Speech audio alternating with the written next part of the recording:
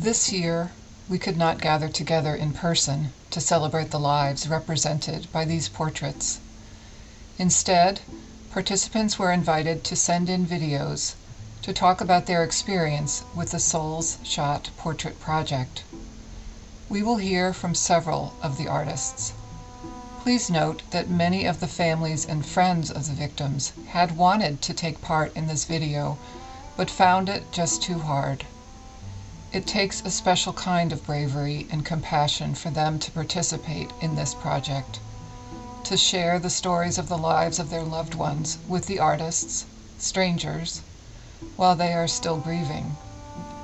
You will also hear from a champion of gun violence awareness and activism, State Senator Art Haywood. Here now is an overview of the 2020-2021 Souls Shot Portrait Project exhibition.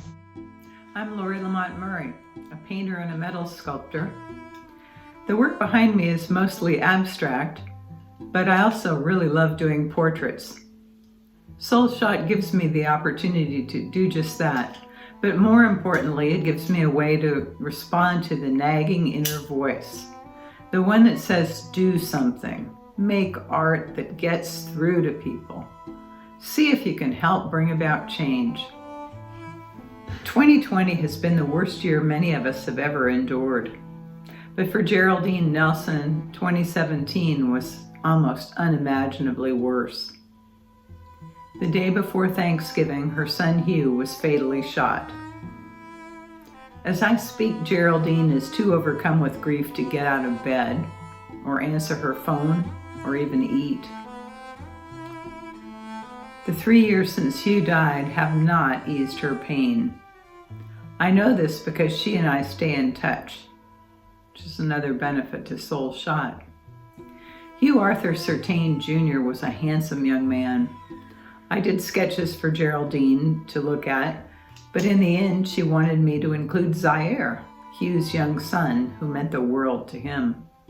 As it progressed, I showed my portrait to fellow artists in a critique group that I belonged to.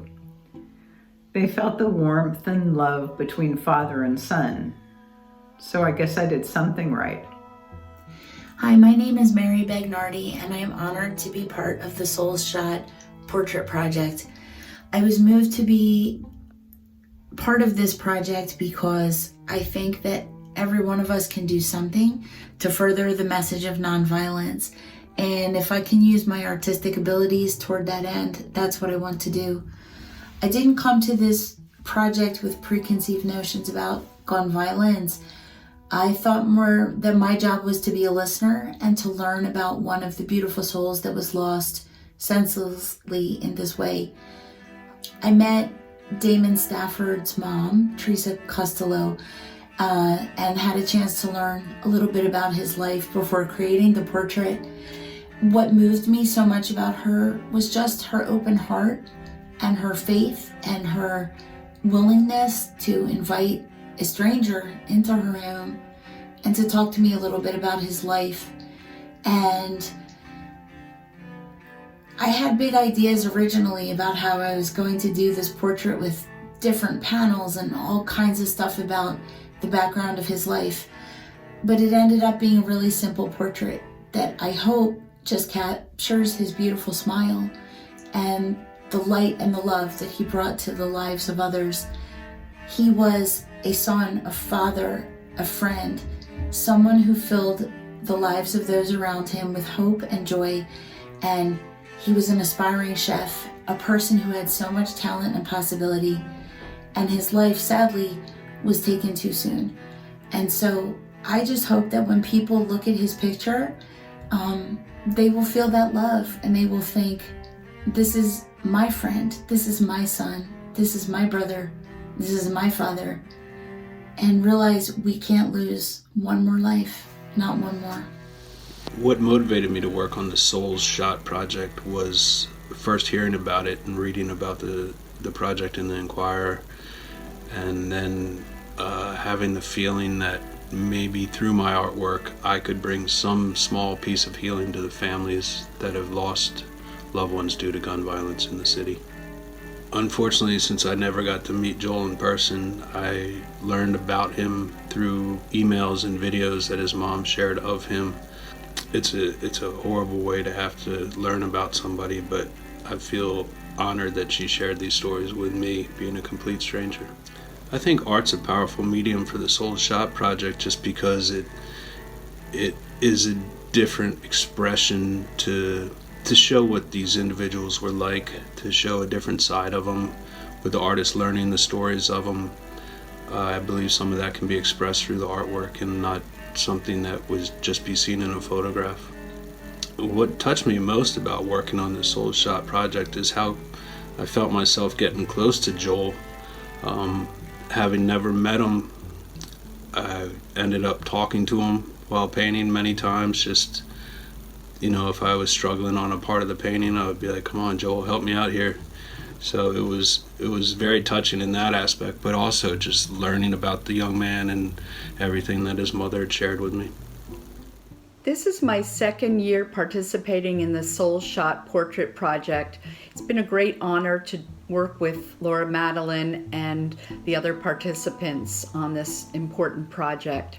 This year, my portrait was of a man named Nasir, and I decided to include some pictures, different pictures within the one painting to show different sides of his personality and his life, including a formal portrait, informal, casual poses, and also portraits of him with his 3 beautiful daughters. In the process of working on it, Jada, his niece, who was my contact for the project, sent me a picture of a rocket ship and the word push and told me that she'd like me to include it because that was an important motto for Nasir. So I used that around the border of the painting.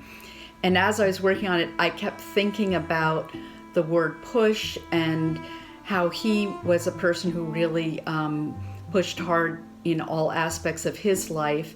And it pushed me harder to try to capture a better likeness of Nasir using the photographs and to look into his eyes and try to insert a little bit of the life and light and love and strength that I saw in this soul into the portrait, hopefully to help make a proper memorial for this man lost to senseless gun violence. My portrait of Destiny Gonsalves Charles is the second portrait that I've painted for the Soul Shot Portrait Project.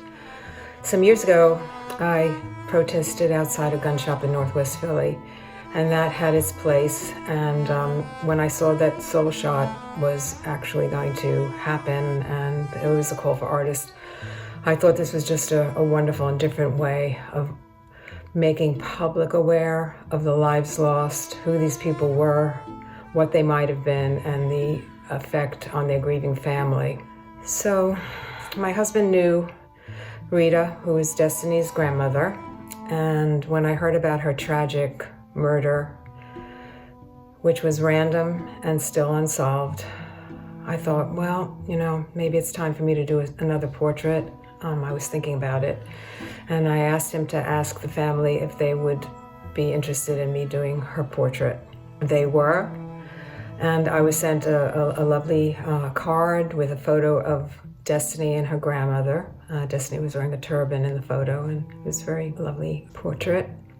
And finally, I did get to meet Sherry and Rita at their home in Germantown. And I was shown all the beautiful photos of a lovely child, lovely infant, lovely child, and beautiful young woman, and heard about her life, how she loved helping people, how she wanted to do nursing, how she had so many friends, and basically what she loved to do is just to help people. So I took photos of those photos, I brought them home, and still the one of her in the turban seemed to be the most compelling.